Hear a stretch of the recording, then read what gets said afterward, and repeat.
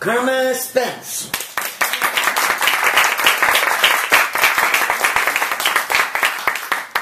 How many of you believe you have an online presence? Raise your hand.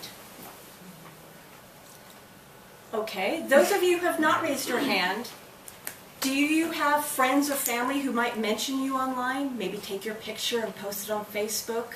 Are you a member of the Yahoo group for this club? Okay. Then you have an online presence. Today, I'm going to share with you 3 things. 1, what online presence is. 2, why it is important to you.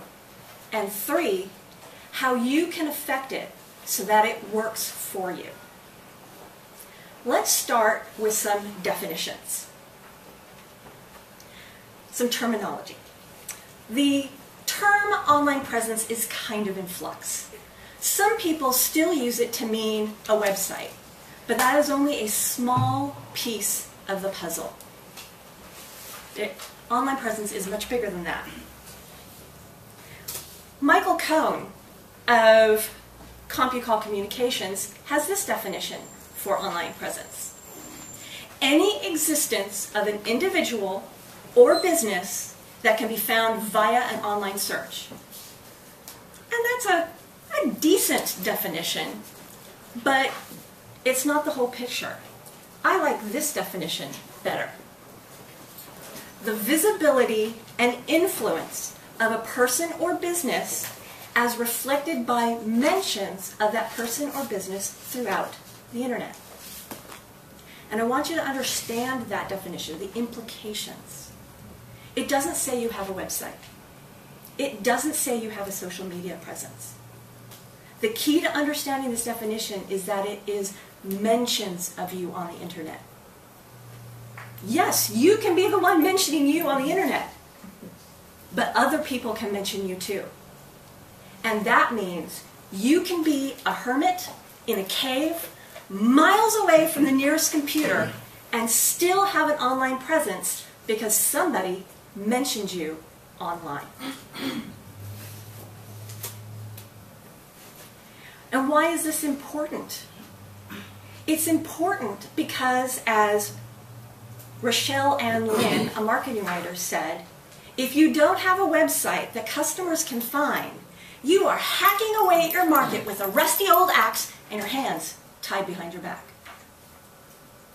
Why would she say this?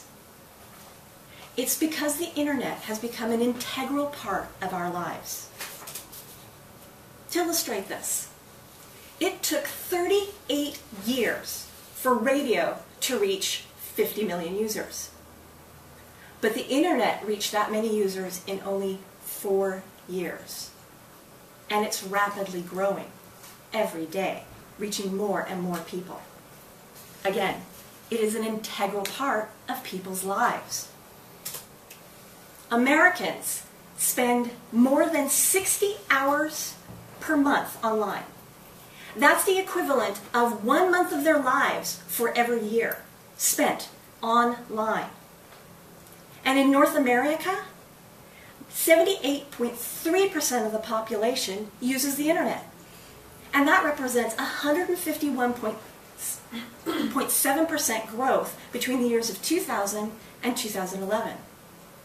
The internet is here, and it is a pervasive part of our lives. And this translates to business in one very important way.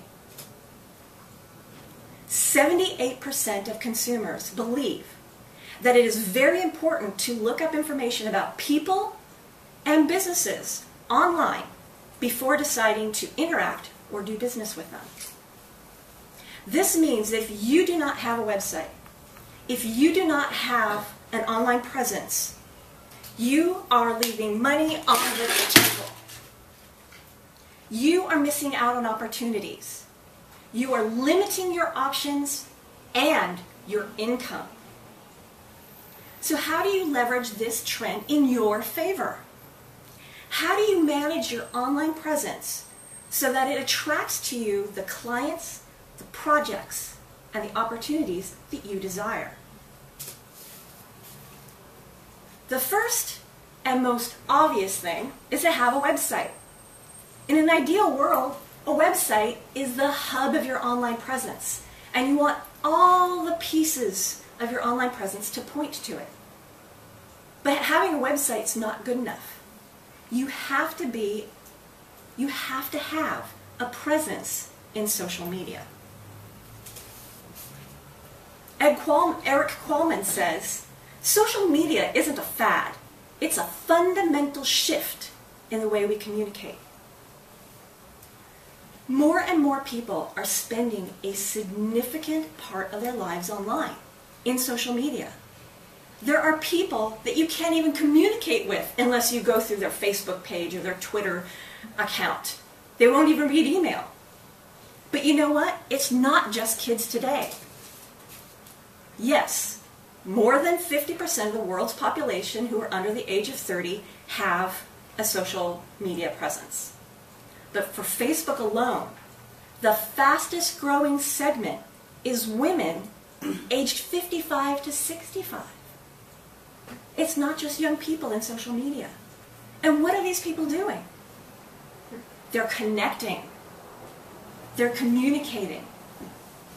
And they're getting referrals. And they're shopping.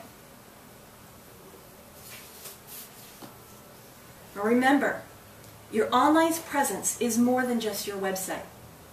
It's more than just social media. It's any mention of you anywhere online.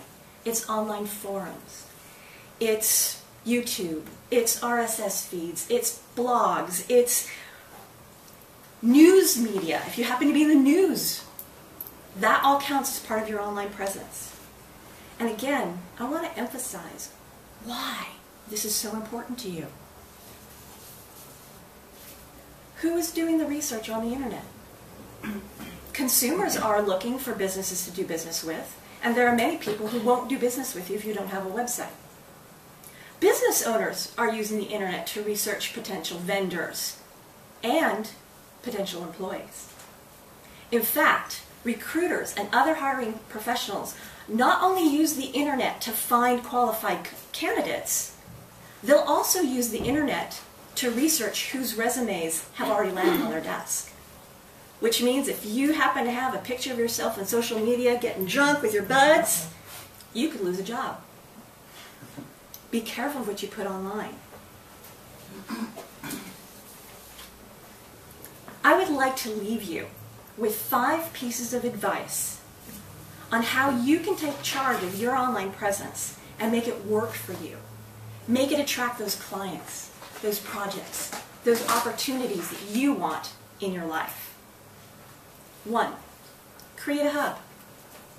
Register a domain name and create a website that presents you in your best light.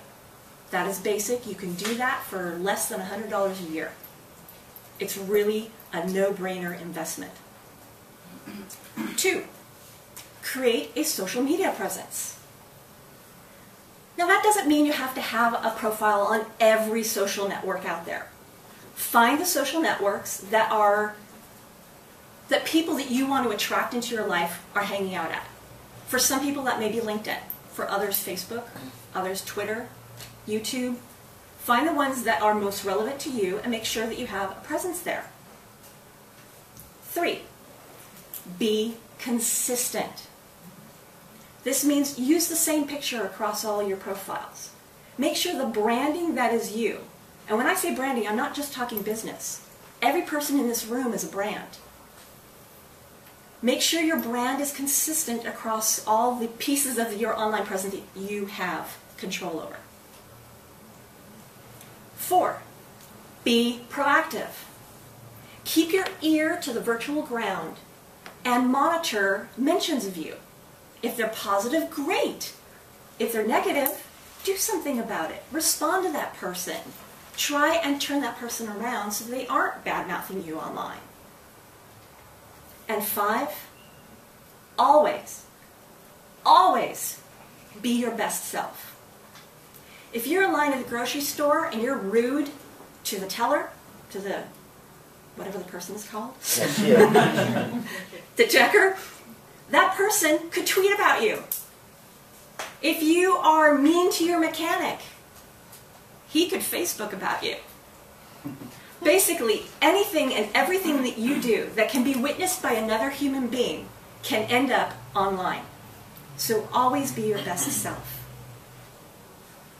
Managing your online presence has become a necessity these days.